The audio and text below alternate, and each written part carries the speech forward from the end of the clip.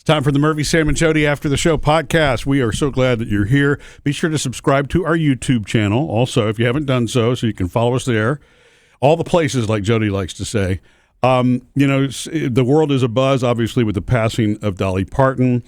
I think all she of would us live to be 100. Yeah, I mean, it's interesting how some celebrities have an impact. I was going to say have more so than others, but I don't know that anybody's like Dolly. I really don't. I mean, you've seen everywhere, and it's true. There's nobody that doesn't like her.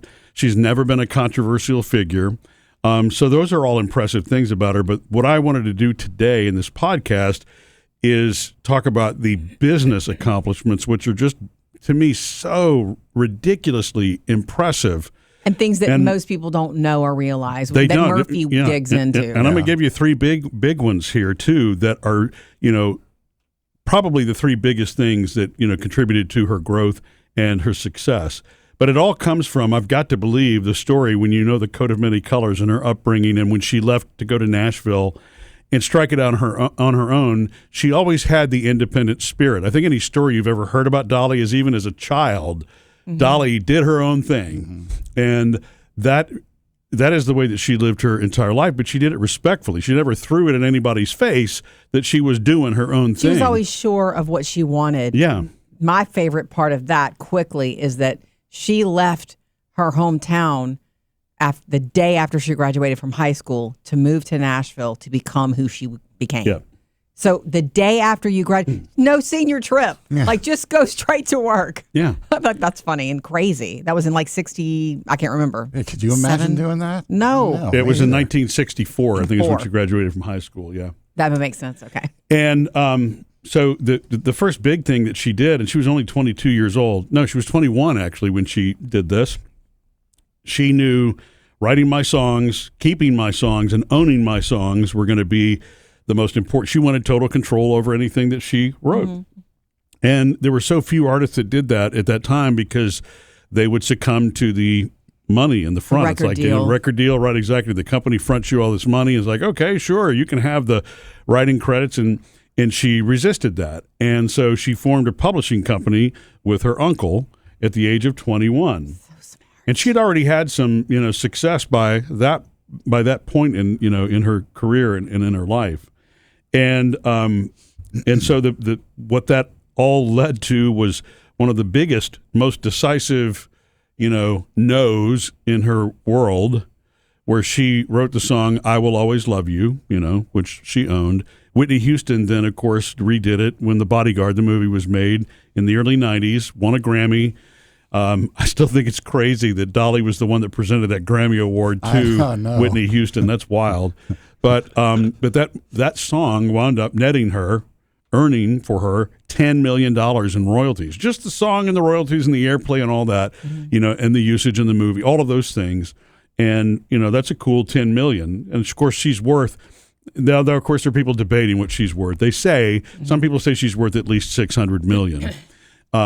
But, that single decision not to fall for the fast check, Which you probably needed it. Right, in 1967 is what made it for her. And she almost lost the rights, by the way, to "I Will Always Love You," which she recorded in the early 70s. It was a huge country hit. She actually hadn't even crossed over to pop radio by that point. Right. There was a lot of country music being played in my house when I was growing up, and I remember the first time I heard that song. Yeah. It made me cry. Yeah. I was a little girl who was very it's a gut-wrenching it's a gut-wrenching song. I listened to it where I knew it was "I love you, but I'm leaving." Yeah. I knew that it was a goodbye song. And it's not a romantic song. It's a goodbye song to her partner, Porter Wagner. Partner meaning singing partner. And I'm going to have to go back and learn more because I know that my parents, would watch the Porter Wagner show. So wasn't it called it was called the Porter Wagner Show? It didn't have her name on it. Yeah, at it all? wasn't. Now their albums were Porter and Dolly. I mean, the album, and they had a lot of successful singles together. So they were a duo, and so it was the show, and it was the album, and the albums. And she decided she wanted to strike out on her own. It was time to be Dolly, the solo career. She had earned her keep. Mm-hmm. She wanted to have more creative freedom than what she was getting by hanging out with Porter Wagner and that group.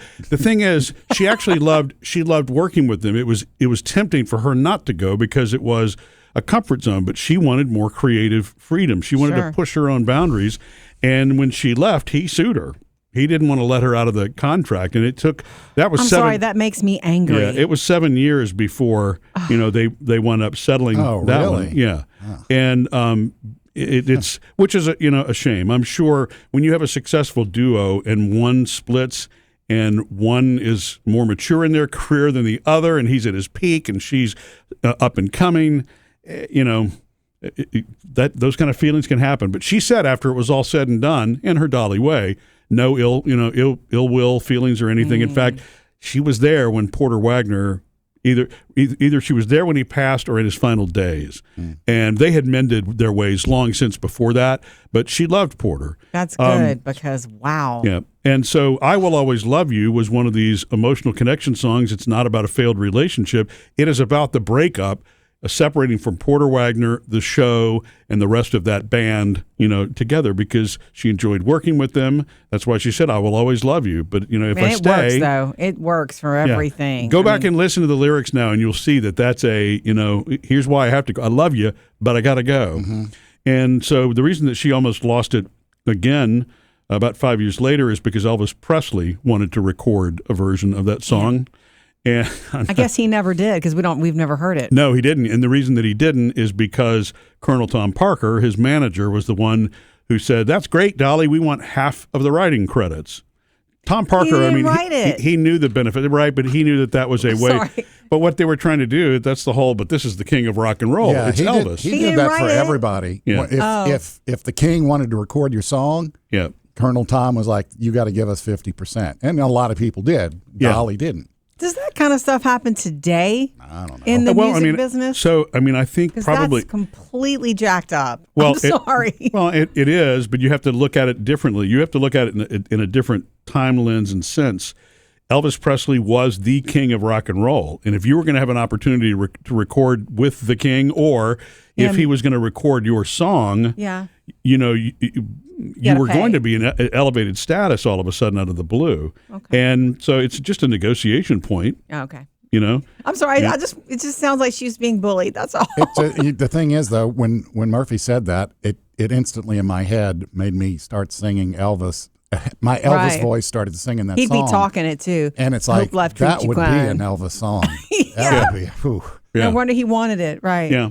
So she said no, and she's said many times, saying no to that, she didn't necessarily question herself. She was heartbroken that she told Elvis Presley no. She didn't want to tell Elvis Presley no. I'm sure he but it's a wasn't good used thing to she did. hearing no. So it's a good thing that she didn't and stuck to her ground. But again, this is about her focus and understanding how to separate. She knew business and she knew how to grow, and she knew that if her brand was her, well, she needed full control of her brand. Well, otherwise, somebody else would be making money off of it. Correct. And I think that she was a real pioneer, especially as a female in that time period. You better believe doing that. You better believe And- she was told a million different ways how she could and could not do things. Yeah. That's what in the time period. Not only was she clear about, she was confident about what she had to offer, but she probably had to fight early on, just like you said.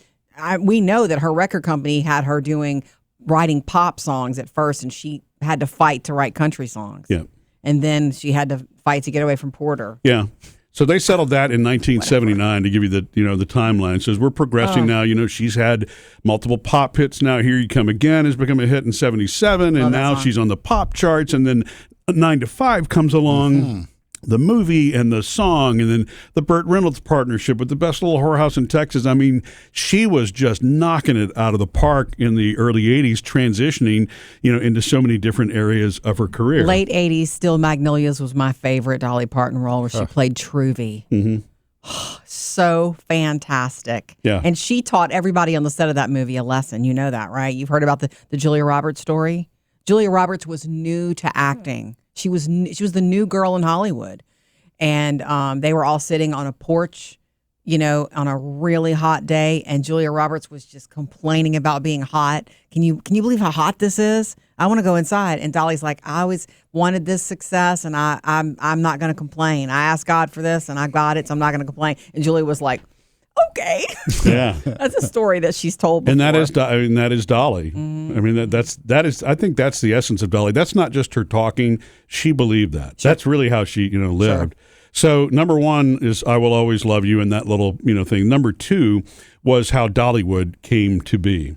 And this is, to me, also brilliant. For one thing, is she always paid back the success that she had and gave to others. She's always, as you know, the state of Tennessee being home, the book program that she initiated decades ago, she has been unwavering in her support for Tennessee. Mm-hmm. But one of the investments that she wanted to make was in that park, Silver Dollar City. Silver Dollar City. Yeah. And so this is, again, business brilliance. She didn't buy the whole park, and it's not a pure vanity play. She went in halvesies. And so she's and still to this day, by the way, she's only a 50% owner of Dollywood. It doesn't seem like that. It seems like it's all her. Yeah. Well, so because I guess they understand this is the brand that will sell it. Yeah. And I don't know why I'm not remembering the name of the family. It will come to me. I mean, they're a well-known family. They needed a partner? The Hershen family, that's who it is. Hershen Family Entertainment. But here's the brilliance in that. She knew, starting from the ground up, she was a singer and a songwriter and an actress. She's not a theme park operator. Correct. So she knew that she could market and she could represent, but she needed somebody that really had the know-how and the smarts. So you're not building something from the ground up. So she bought 50% in. She didn't have to own the whole thing, and still, like I said, still doesn't, own right. And the Hershen family still has their whole. And like the rest of that is history. Here it is, 40 years later, and it is an ever-growing theme park that still has a new ride attraction every couple of years and continues to it's to the grow. Biggest selling ticket in the state of Tennessee, and it's the biggest employer in that area. Yeah. And if you work there, one of her foundations will pay your tuition to go to school as long as you're still working there and help you make it happen. You telling that 50% story, that's the same kind of deal she has with the new truck stops that she's doing. Yeah. The Tennessean truck stop. She partners. She partnered with those people, put her name on it. They own it. Well, I guess it's probably a 50-50 deal. Well, so that's really where this is going. When she saw that worked, and you've never been to Dollywood or Pigeon Forge, right? I've been to Pigeon Forge, but back when it was Silver Dollar City. Okay, so today, if you go into Pigeon Forge, that strip Dolly is very City. different. Yeah. But what she then is, she expanded that model to what was called the Stampede, and then it became Dolly's Stampede. And Pirate's Voyage in the Hatfield McCoy Comedy Barn, she basically took her franchise and she did the same thing. I'll invest 50%, 50%, 50%. And she became half owners. The people who know how to run it continue to own their stake. She just is a business partner. It's smart. So those are different venues. So she doesn't have to learn new businesses, really. They're different venues in Dollywood, completely separate. Yes. Oh, wow. Right. Yeah. And so she continued to do that same model. Before the truck stops, it's the Duncan Hines thing and all that kind of stuff. And those are, again, but now, of course, those aren't 50-50 deals. She just knows how to expand and become a business partner for percentages, and that's a licensing deal. But basically everything that she wanted to expand into, she became an investor. She became an active participant in. She lent her name to, which I think is probably another reason that she knew that she wanted her image to always be her image, because it's not just her, true to the core, it is her brand. Mm-hmm. Yeah. And so everything that she's associated with then takes on that very happy, that very positive, that very, it's going to be a good experience. I mean, you look at a box of Duncan Hines Dolly pancakes, you're going to start smiling. Well, it's like a seal of buy approval. those instead. Yeah. It is. You see Dolly's face on anything, and it's like, oh, this is going to be good. And it's not just the same old either. I mean, maybe she had a clause with them about that, but it's not, no joke. I think I made the Dolly pancakes one time, and Murphy was like, these are the best pancakes we've ever had. What is going on? Yeah. They really are good. Yeah.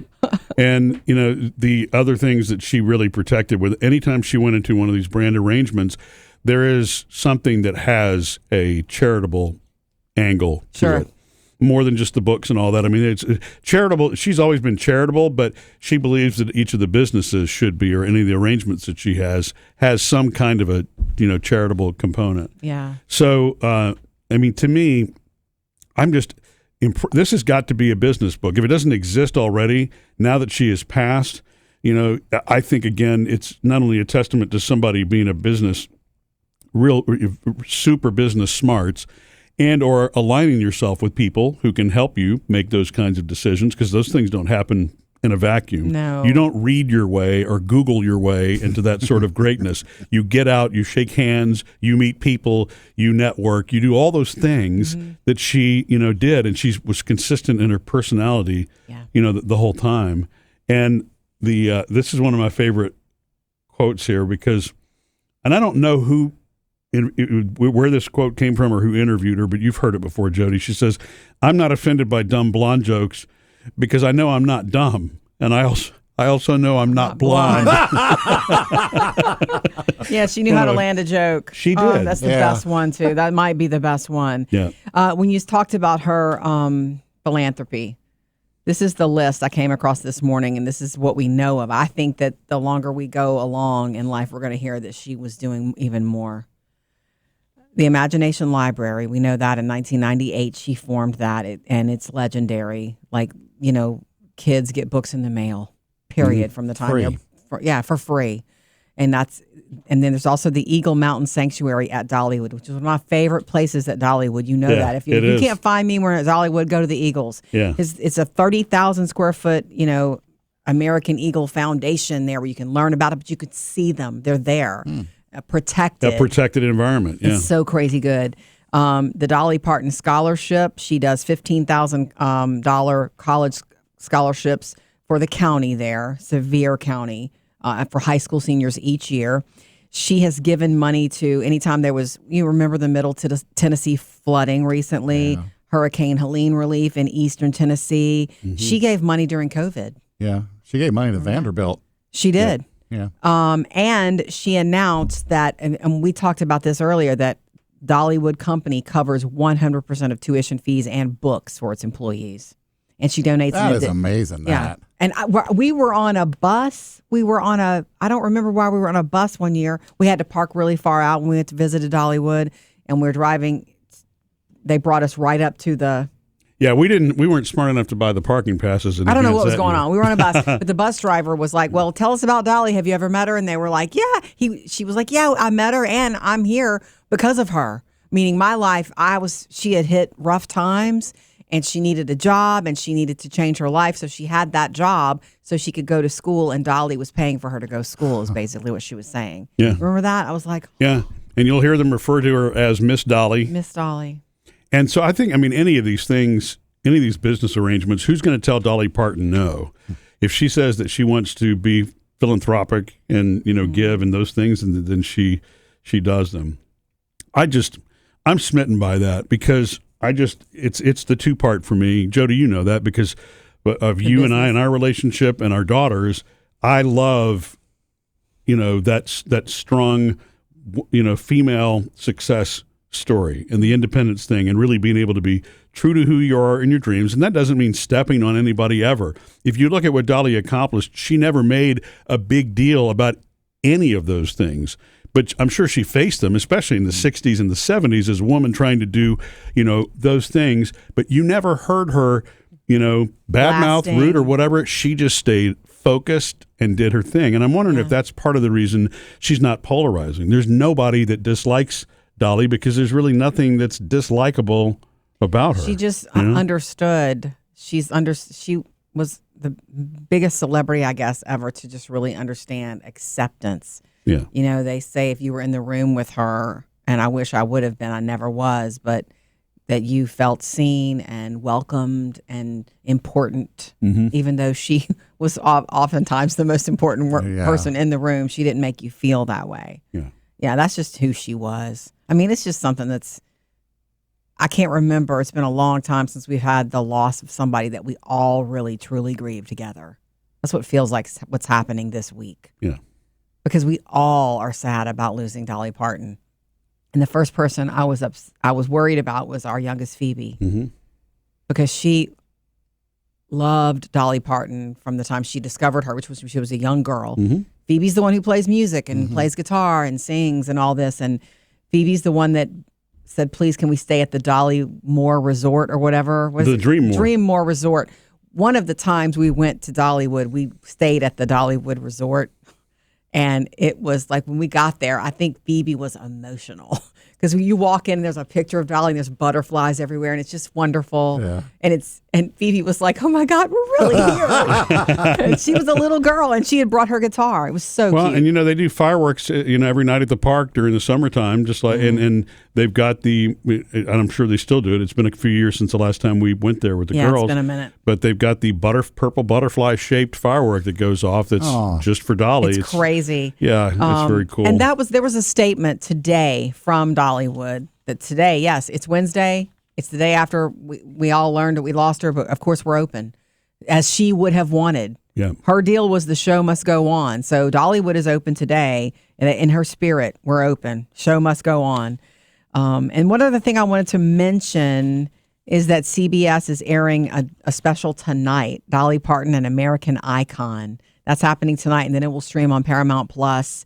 They've got somebody on location at Dollywood also. CMT is doing a special sometime soon. And then later this week, you're going to be able to watch on repeat Still Magnolias on CMT, apparently. So I think there's more to come, for us all to sort of just engulf ourselves. Right, but you celebrate. Even this, you can't help but, smile. It doesn't replace her. But do you have a favorite Dolly song? That's really difficult. I always liked "Here You Come Again" just because I think that's a great song. Me too. Maybe that's because my introduction, I wasn't really as familiar. So one of my grandparents would watch the Porter Wagner show and all that. So I remember, I was too young to actually know when they were singing together, but so I just knew of that collaboration because of that. Never heard that. So it was actually later that I heard Jolene, which came out before, and I Will Always Love You, which came out before Here You Come Again. But that was really my introduction. Yeah. And, 9 to 5 kind of wound up getting overplayed over the years, but that's a happy little song.